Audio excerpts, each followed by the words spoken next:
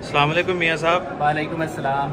میاں صاحب آج آپ کچہری آئے ہیں، کون سے کیس میں آپ کو لایا گیا ہے؟ کوئی اور کیس ڈالا ہے یا کیا کوئی؟ بیسیکلی جس طرح 9/11 تھا، اسی طرح 9 جو میں ہے وہ ایک من گڑت اسٹوری ہے، ٹھیک ہے، اور میں اس کو مسٹ یہ کہوں گا it's a long story which is never be able to understand even. دوسری بات یہ ہے کہ میں اللہ تعالیٰ کا بڑا شکر ادا کرتا ہوں کہ جس نے مجھے 2 سال جیل میں رکھا، ٹھیک ہے، اور اس جیل میں اللہ تعالیٰ نے مجھ پر وہ کرم کیے جو میرا خیال ہے کسی نہ سیاستدان پہ ہوئے، نہ ہی کسی بزنس مین پہ، نہ ہی کسی اچھے شخص پہ۔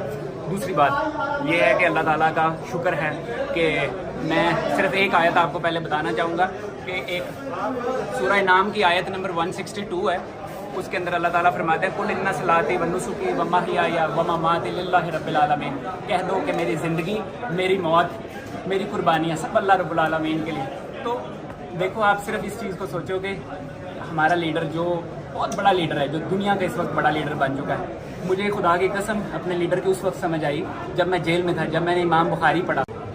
السلام علیکم میاں صاحب۔ وعلیکم السلام۔ میاں صاحب آج آپ کچہری آئے ہیں، کون سے کیس میں آپ کو لایا گیا ہے؟ کوئی اور کیس ڈالا ہے یا کیا کوئی؟ بیسیکلی جس طرح 9/11 تھا، اسی طرح 9 جو میں ہے وہ ایک من گڑت اسٹوری ہے، ٹھیک ہے، اور میں اس کو مسٹ یہ کہوں گا it's a long story which is never be able to understand even. دوسری بات یہ ہے کہ میں اللہ تعالیٰ کا بڑا شکر ادا کرتا ہوں کہ جس نے مجھے 2 سال جیل میں رکھا، ٹھیک ہے، اور اس جیل میں اللہ تعالیٰ نے مجھ پر وہ کرم کیے جو میرا خیال ہے کسی نہ سیاستدان پہ ہوئے، نہ ہی کسی بزنس مین پہ، نہ ہی کسی اچھے شخص پہ۔